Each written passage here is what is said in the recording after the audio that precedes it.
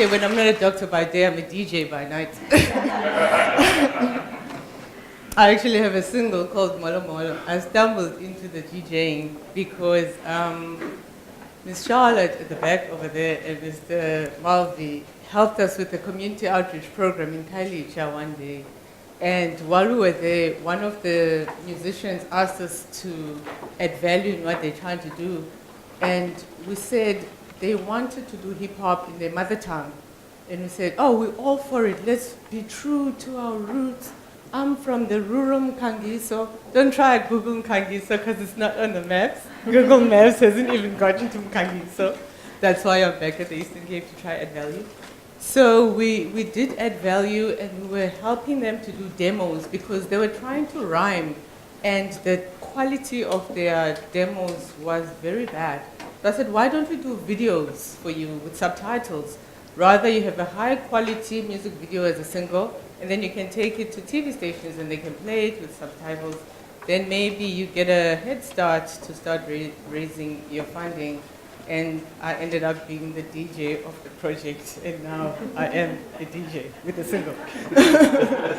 So I am Dr. Sibong Iseni Tunzelana Tuzejane, and you can call me simply Sibs because I have a lot of titles, but I felt that titles are not important. The most important thing is to actually add value wherever you find yourself in. And also I've learned that being a computer scientist, it actually adds more value to do something than to theorize and to form a next hypothesis and the next hypothesis. So heads up to all the professional people who are doing what they love in their lives.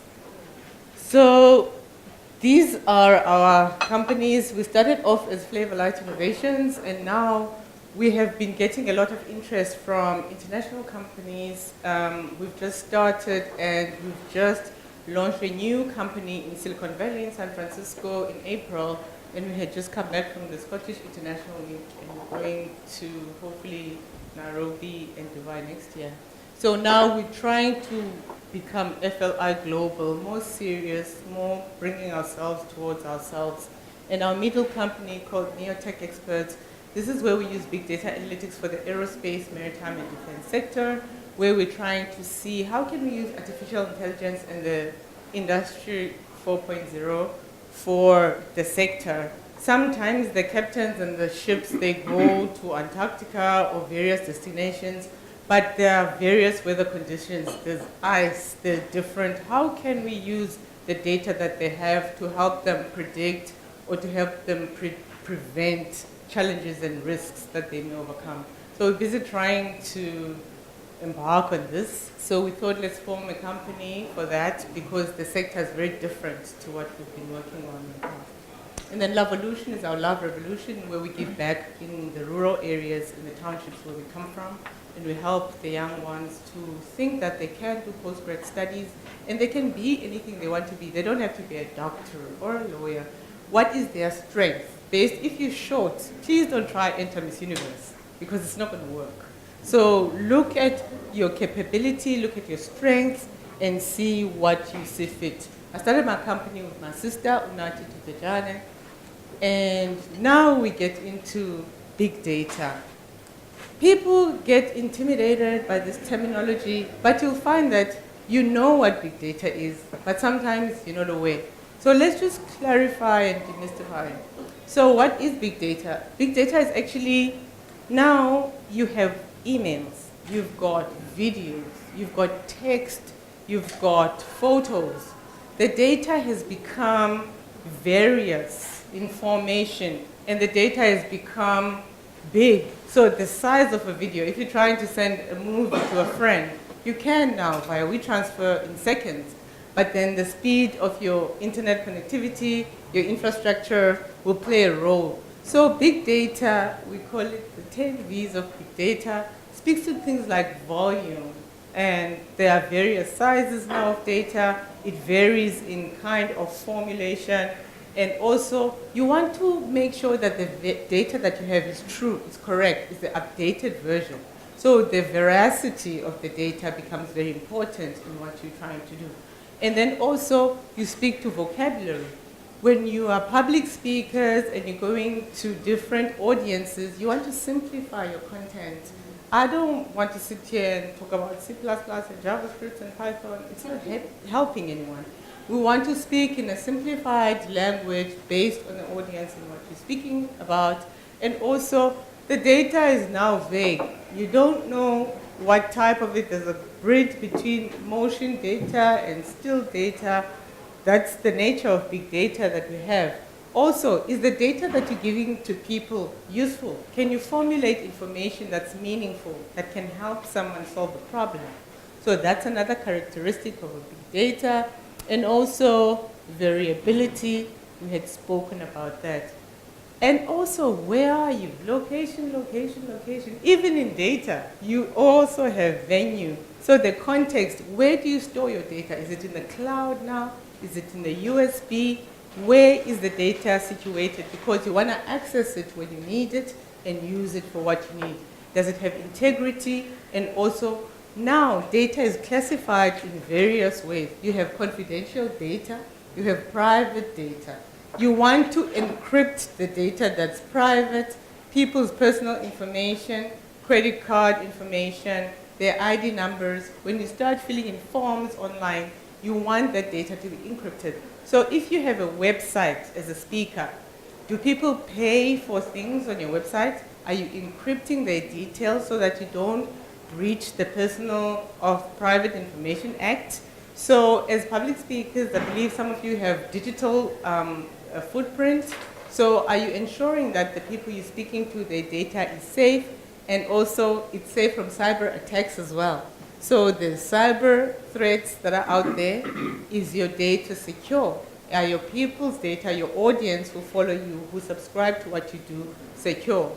So what is analytics? You may find that you are actually doing analytics as public speakers already.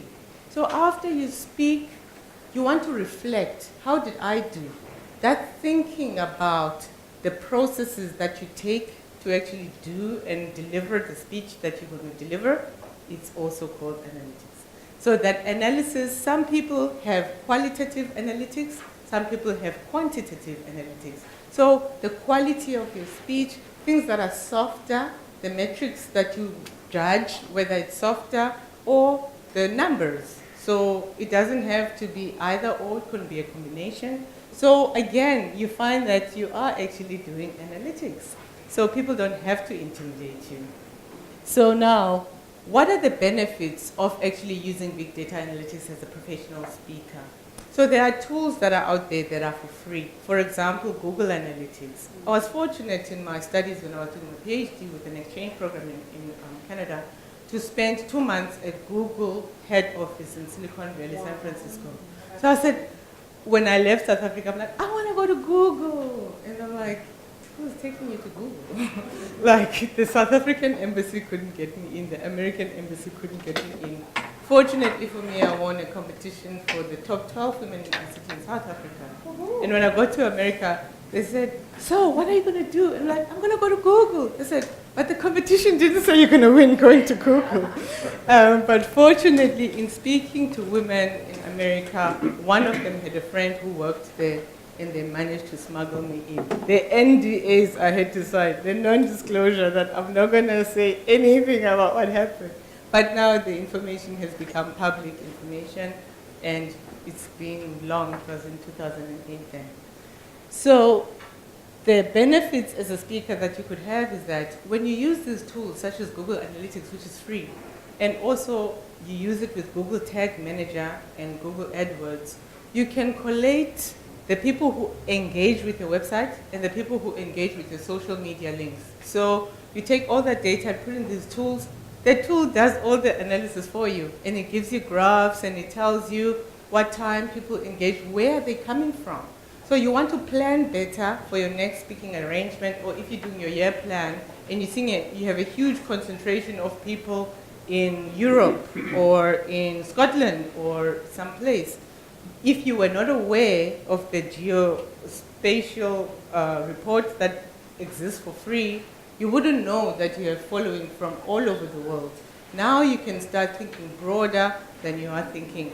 And also you can avoid some mistakes, therefore reducing some costs of making mistakes. And also, as you find that you're speaking, some people, or maybe the people who love you so much, can say, please write a book. Have you considered writing a book? Now you've got a new service that you didn't think about before based on the feedback that you're receiving from your people.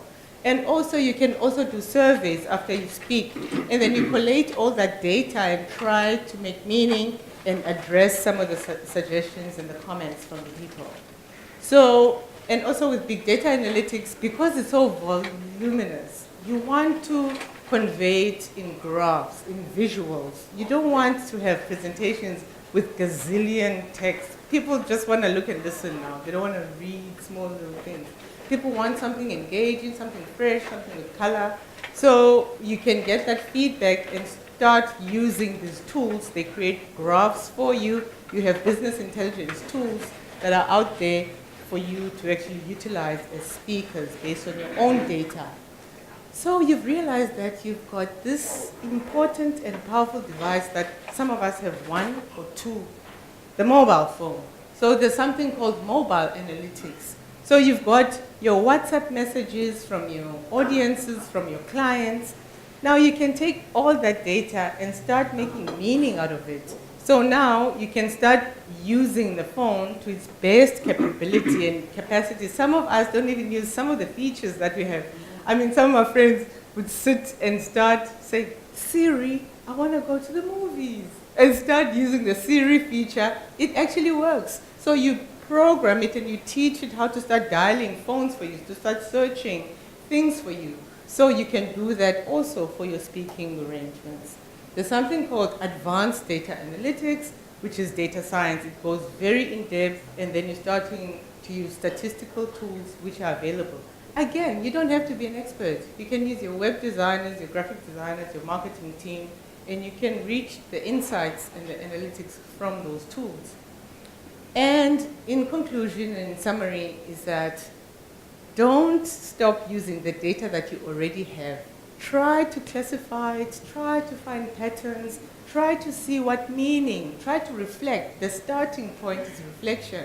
You can start to see what your data, what your information, the testimonials that you get, and also the complaints, bring that all together and try to make meaning out of it. The tools that I can start recommending you could use tonight, they are free. The script and the coding is free. You can start tagging your sites with Google Analytics, Google Tag Manager, Cloud Platform. The only one, AdWords, is also free, but for you to do campaigns, you start paying like 600 Rand or something for doing your online campaigns.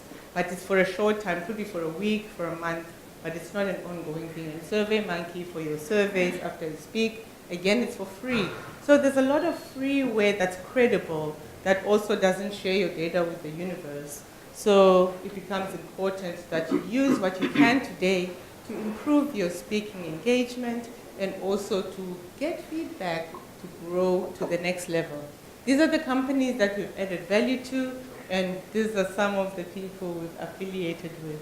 One of our biggest projects that we're very proud of, we had done big data analytics strategy from tactical plan to implementation to roadmaps to reports for Pru Health. That's a merger between Prudential and Discovery in the UK. So our team was between Johannesburg and UK. It was really, really a success, and we had developed an analytics team in-house that they still have today.